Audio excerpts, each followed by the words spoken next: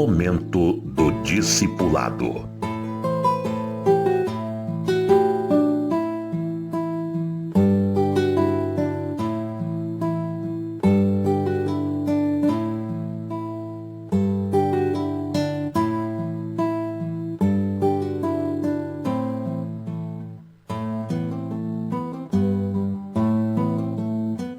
Eu quero falar no discipulado de Salomão. Davi foi o responsável por ensinar o caminho a Salomão. Davi viveu uma vida muito atribulada, sobressaltada. Ele se tornou rei através de um longo processo no qual ele foi discipulado por várias pessoas. Davi teve o Samuel como seu principal discipulador no início. Ele se cercou de profetas como Natã, que o acompanhavam, e esses profetas o ajudavam, dando orientação da parte de Deus. Ele tinha o sacerdote Abiatar, que levou a estola sacerdotal e através da qual ele consultava a Deus com Urim e Tumim, mais ou menos consultando a Deus sim ou não, para Deus responder. Davi só tomava uma decisão, só fazia alguma coisa após consultar a Deus. Algumas vezes ele não consultou a Deus e, no nosso entender, fez coisas erradas. Apesar de decisões não muito acertadas, ele foi abençoado por Deus em tudo que fazia, mostrando a graça de Deus. Ele fez algumas coisas que consideramos ruins, inclusive praticou violência, derramou sangue. Deus não aprovou aquilo, mas não desaprovou Davi, apesar daquilo. Deus amou Davi, Deus escolheu Davi e, apesar dos erros, Davi foi Davi. Mesma coisa com Abraão, com os patriarcas, cada um mais falho que o outro, e assim conosco também. Deus nos ama apesar das nossas falhas, mas tem que haver uma disposição de conserto. A gente erra quando não tem forças na hora, mas logo a seguir a gente se arrepende, se volta para Deus, se conserta com o Senhor. O coração sincero tem sede por Deus. Se a gente tiver uma direção de Deus, é claro que a gente vai obedecer. Mas há muitas situações em que a gente não tem uma direção clara de Deus e toma uma decisão e às vezes não é a melhor decisão. Apesar disso, Deus continua nos amando. Davi, então, teve um processo assim de discipulado em que ele não teve um discipulador, ele teve vários que Deus usou para formar a vida dele. Por isso a vida dele foi muito cheia de curvas. Deus escreveu certo através de muitas curvas na vida de Davi. Ele cometeu erros seríssimos, como, por exemplo, ser mulherengo, arranjar um monte de mulheres. Isso trouxe problemas seríssimos. Em consequência disso, ele não teve uma família, ele teve vários filhos. A Bíblia nem diz quantos, porque são enumerados os filhos homens e em várias listas que não conferem uma com a outra, provavelmente foram feitas em tempos diferentes, e as mulheres não são mencionadas, a não ser uma só, a Tamar. Fora isso, as mulheres não são mencionadas. Então, Davi teve muitos filhos, ele não cuidava dos filhos, cada filho tinha uma mãe. Provavelmente as mães brigavam, devia ser uma ciumeira muito grande no palácio, e os filhos viviam ou foram criados e cresceram naquele ambiente de disputa interna. Isso foi mal, não era plano de Deus e foi um fracasso. Deus permitiu que um fracasso maior ainda acontecesse na vida de Davi, quando ele caiu com a Batseba, e aquilo foi um escândalo, consequências graves, mas por causa do sentimento de culpa, ele se quebrantou e assumiu a Batseba, porque ele tinha destruído o casamento da Batseba com Urias, que era um servo fiel a Deus.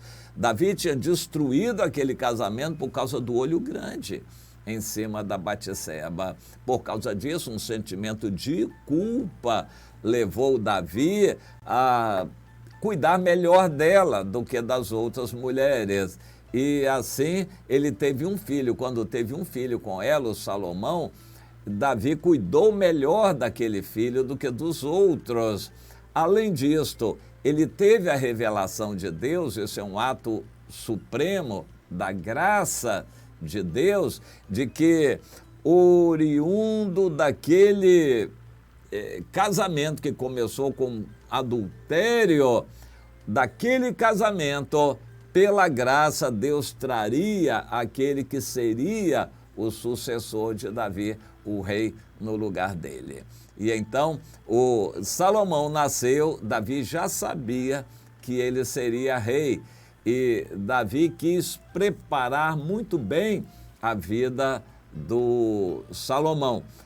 Davi o entregou nas mãos do profeta Natã para que o discipulasse, ensinasse, e ele mesmo, Davi, também discipulava o Salomão. Quem dá testemunho disso é o próprio Salomão, no capítulo 4 de Provérbios, quando ele cita isso, que o pai Davi parava outras coisas, se assentava com ele, conversava, ensinava, dava lições, orientava a deixar o caminho do erro e escolher o caminho da verdade, da justiça, de obediência a Deus. O Salomão recebeu o que havia de melhor. Tinha uma mãe quebrantada por causa do pecado passado. Ele tinha um pai dedicado a ele, que deu atenção a ele. Eu acredito que um dos grandes presentes que um pai pode dar para um filho é a presença. Você lembra daquela história, um filho perguntou ao pai, pai, quanto é que você ganha? Por que você quer saber isso? Pai, eu queria ter uma ideia de quanto o senhor ganha por dia, quanto é o valor da sua hora. O pai ficou meio estranhando, pela insistência do filho, o pai disse, ó, é tantos reais lá por hora. Então tá bom. Um dia o filho apareceu com um dinheirinho lá, ajuntado, assim, um monte de moedinha, um monte de dinheiro ajuntado, e veio aqui, pai, aqui. O pai, o que é isso? É para o senhor. Mas por quê? Eu quero comprar meia hora do senhor, para o senhor me dar atenção. O pai desmontou, é claro, né? Qualquer pai desmontaria. Obrigação de um pai dar atenção ao filho, mas o pai estava tão ocupado com o trabalho, com outras coisas, que o filho sentiu a falta do pai. A ausência do pai é séria.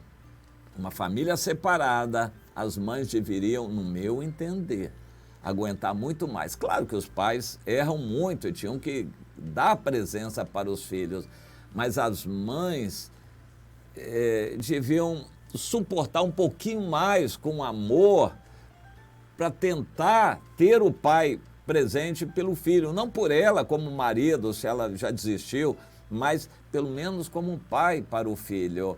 A figura de um pai é muito importante para um filho, por pior que seja o pai. A figura do pai representa autoridade, representa, de certa forma, Deus.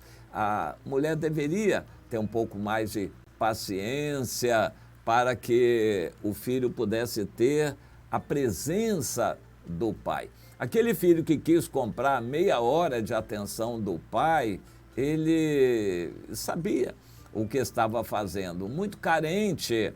O pai estava falhando, cuidava de tudo mais e achava que dar comida em casa para o filho é suficiente.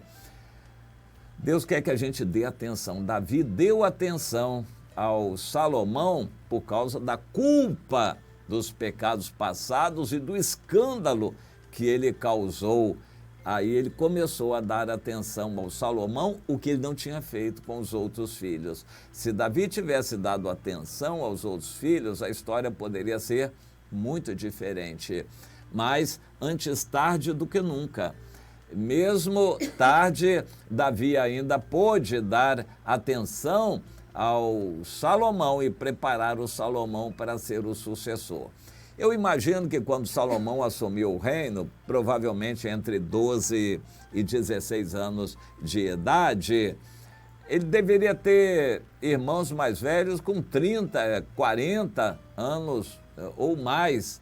Os irmãos eram bem mais velhos e o Salomão era um adolescente, mas era o escolhido de Deus. Nós devemos desenvolver uma sensibilidade à voz de Deus, reconhecer quem Deus escolhe. Mas eu quero focalizar isto. Davi começou a dar atenção a Salomão por causa do erro dele, do escândalo que tinha causado, o sentimento de culpa. Meu irmão, comece a dar atenção a seus filhos, não precisando que Deus castigue você. Será que você vai precisar ver um filho preso na cadeia para começar a se interessar pelo filho? Será que você vai precisar ver um filho se desviando do evangelho aos 12 anos, não querendo mais ir à igreja, e porque você não dá atenção a ele? Será que você vai precisar ver um filho fumando ou nas drogas para você começar a acordar? Até então você achava que estava indo tudo bem? Pois é. Que você aprenda com Davi, antes tarde do que nunca.